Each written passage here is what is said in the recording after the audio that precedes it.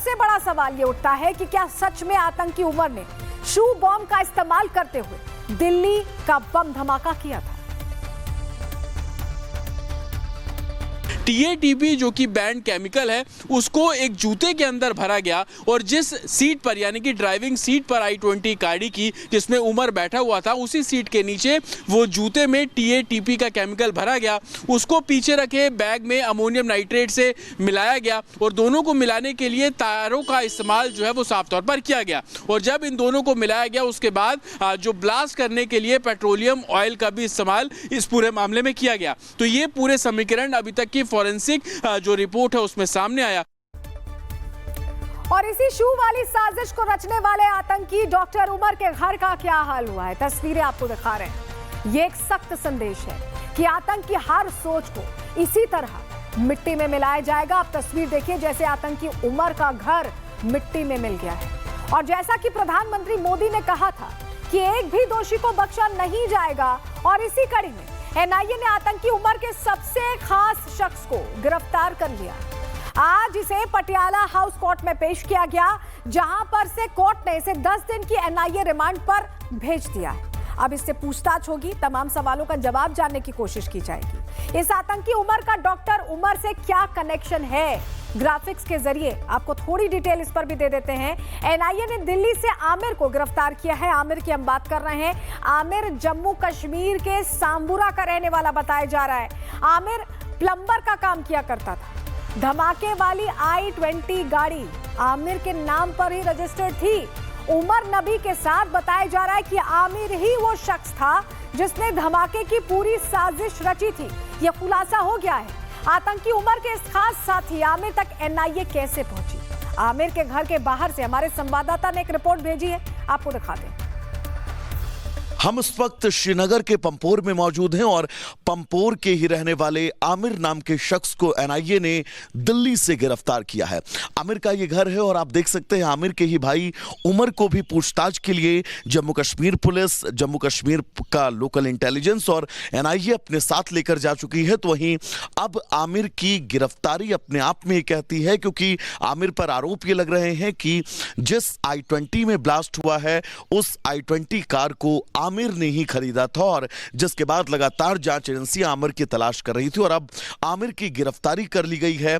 उमर, उसके भाई को जो है वो हिरासत में लिया गया है, उससे भी लगातार पूछताछ हो रही है। लेकिन परिवार का यह कहना है कि जिस दिन ब्लास्ट हुआ था यानी कि 10 तारीख को, उस दिन रात तकरीबन 11 बजे के आसपास यहां पर जम्मू कश्मीर पुलिस और NIA के कुछ अधिकारी पहुंचे थे और 10 तारीख को ही इन दोनों भाइयों को अपने साथ जम्मू कश्मीर पुलिस लेकर गई थी। देश के अंदर छिपे इन आतंकियों को लेकर एक पैटर्न बेहद आम है। वो पैटर्न ये है कि पहले ये आतंकी हमला करते हैं और इसके बाद इनके घर वाले किसी भी तरह की जानकारी को डिनाई करते हैं। और ठीक ऐसा ही अब आरोपी आमिर की भाभी का भी यही कहना है, उन्हें भी सुन लीजिए। आमिर की भाभी इस वक्त हमारे साथ जुड़ी हुई हैं। आमिर को लेकर जो आरोप लगाए जा रहे हैं, इन आरोपों को लेकर आपका क्या कहना है? हम अभी ये बोल सकते हैं कि जब 10वीं तारीख को हम घर में बैठे थे तो 10वीं तारीख को हम शाम को सो गए तो पुलिस शायद आ गए, तो हम सोए थे तो उन्होंने उस दोनों भाइयों को ले लिया। उसके बाद हमने उनको बोला हमें घर में कोई नहीं है, इनको छोड़ दो। तो उन्होंने बोला कोई बात नहीं, इनको कोई परवाह नहीं है, तो कल हम छोड़ देंगे, कल आप थाने पे आना। फिर हम भाई उमर और आमिर दोनों भाई को ले लिया। फिर हम सुबह थाने पे गए तो हमें वहाँ पे छोड़ा नहीं। फिर हम तीसरे दिन भी गए। तीसरे दिन हमने अच्छी तरह से उमर के साथ बात की, उमर को छोड़ा बाहर, तो हमने उमर के साथ अच्छी तरह, लेकिन आमिर को हमने वहाँ पे देखा नहीं।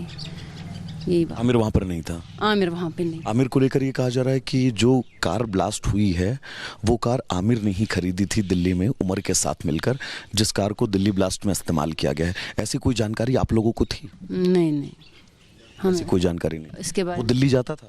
नहीं, कभी नहीं, दिल्ली कभी नहीं गया। उमर जो इस ब्लास्ट में कार चला रहा था, जिसकी डेथ हो गई है, जिसको ये कहा जा रहा है कि उसने ही हमला किया है, उमर को लेकर कोई जानकारी आप लोगों को है? हम जानते ही नहीं उसको।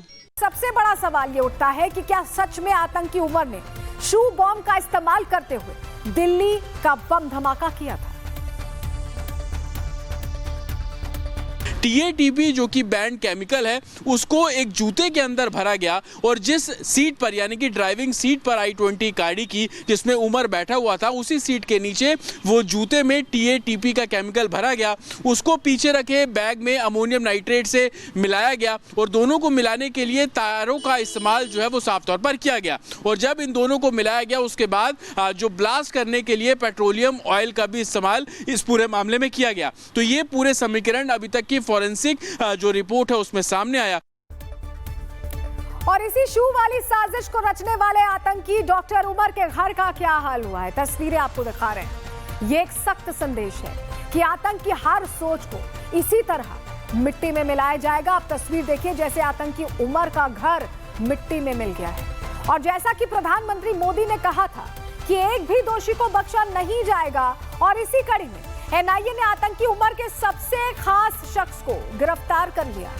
आज इसे पटियाला हाउस कोर्ट में पेश किया गया, जहां पर से कोर्ट ने इसे 10 दिन की NIA रिमांड पर भेज दिया है। अब इससे पूछताछ होगी, तमाम सवालों का जवाब जानने की कोशिश की जाएगी। इस आतंकी उमर का डॉक्टर उमर से क्या कनेक्शन है, ग्राफिक्स के जरिए आपको थोड़ी डिटेल इस पर भी दे देते हैं। NIA ने दिल्ली से आमिर को गिरफ्तार किया है। आमिर की हम बात कर रहे हैं। आमिर जम्मू कश्मीर के सांबुरा का रहने वाला बताया जा रहा है। आमिर प्लम्बर का काम किया करता था। धमाके वाली i20 गाड़ी आमिर के नाम पर ही रजिस्टर्ड थी। उमर नबी के साथ बताया जा रहा है कि आमिर ही वो शख्स था जिसने धमाके की पूरी साजिश रची थी। यह खुलासा हो गया है। आतंकी उमर के इस खास साथी आमिर तक NIA कैसे पहुंची? आमिर के घर के बाहर से हमारे संवाददाता ने एक रिपोर्ट भेजी है, आपको दिखा दें। हम इस वक्त श्रीनगर के पंपोर में मौजूद हैं और पंपोर के ही रहने वाले आमिर नाम के शख्स को NIA ने दिल्ली से गिरफ्तार किया है। आमिर का ये घर है और आप देख सकते हैं आमिर के ही भाई उमर को भी पूछताछ के लिए जम्मू कश्मीर पुलिस, जम्मू कश्मीर का लोकल इंटेलिजेंस और NIA अपने साथ लेकर जा चुकी है। तो वहीं अब आमिर की गिरफ्तारी अपने आप में कहती है, क्योंकि आमिर पर आरोप ये लग रहे हैं कि जिस i20 में ब्लास्ट हुआ है उस i20 कार को आमिर ने ही खरीदा था और जिसके बाद लगातार जांच एजेंसियां आमिर की तलाश कर रही थी और अब आमिर की गिरफ्तारी कर ली गई है। उमर, उसके भाई को जो है वो हिरासत में लिया गया है, उससे भी लगातार पूछताछ हो रही है। लेकिन परिवार का यह कहना है कि जिस दिन ब्लास्ट हुआ था यानी कि 10 तारीख को, उस दिन रात तकरीबन 11 बजे के आसपास यहां पर जम्मू कश्मीर पुलिस और NIA के कुछ अधिकारी पहुंचे थे और 10 तारीख को ही इन दोनों भाइयों को अपने साथ जम्मू कश्मीर पुलिस लेकर गई थी। देश के अंदर छिपे इन आतंकियों को लेकर एक पैटर्न बेहद आम है। वो पैटर्न ये है कि पहले ये आतंकी हमला करते हैं और इसके बाद इनके घर वाले किसी भी तरह की जानकारी को डिनाई करते हैं। और ठीक ऐसा ही अब आरोपी आमिर की भाभी का भी यही कहना, उन्हें भी सुन लीजिए। आमिर की भाभी इस वक्त हमारे साथ जुड़ी हुई हैं। आमिर को लेकर जो आरोप लगाए जा रहे हैं, इन आरोपों को लेकर आपका क्या कहना है? हम अभी ये बोल सकते हैं कि जब 10वीं तारीख को हम घर में बैठे थे तो 10वीं तारीख को हम शाम को सो गए तो पुलिस शायद आ गए। तो हम सोए थे तो उन्होंने उस दोनों भाई को ले लिया। उसके बाद हमने उनको बोला हमें घर में कोई नहीं है, इनको छोड़ दो। तो उन्होंने बोला कोई बात नहीं, इनको कोई परवाह नहीं है, तो कल हम छोड़ देंगे, कल आप थाने पे आना। फिर हम भाई उमर और आमिर दोनों भाई को ले लिया। फिर हम सुबह थाने पे गए तो हमें वहाँ पे छोड़ा नहीं। फिर हम तीसरे दिन भी गए। तीसरे दिन हमने अच्छी तरह से उमर के साथ बात की, उमर को छोड़ा बाहर तो हमने उमर के साथ अच्छी तरह, लेकिन आमिर को हमने वहाँ पे देखा नहीं। यही बात, आमिर वहाँ पर नहीं था। आमिर वहाँ पे नहीं। आमिर को लेकर ये कहा जा रहा है कि जो कार ब्लास्ट हुई है वो कार आमिर ने ही खरीदी थी दिल्ली में उमर के साथ मिलकर, जिस कार को दिल्ली ब्लास्ट में इस्तेमाल किया गया है। ऐसी कोई जानकारी आप लोगों को थी? नहीं, ऐसी कोई जानकारी नहीं। इसके बाद वो दिल्ली जाता था? नहीं, कभी नहीं, दिल्ली कभी नहीं गया। उमर जो इस ब्लास्ट में कार चला रहा था, जिसकी डेथ हो गई है, जिसको ये कहा जा रहा है कि उसने ही हमला किया है, उमर को लेकर कोई जानकारी आप लोगों को है? हम जानते ही नहीं उसको।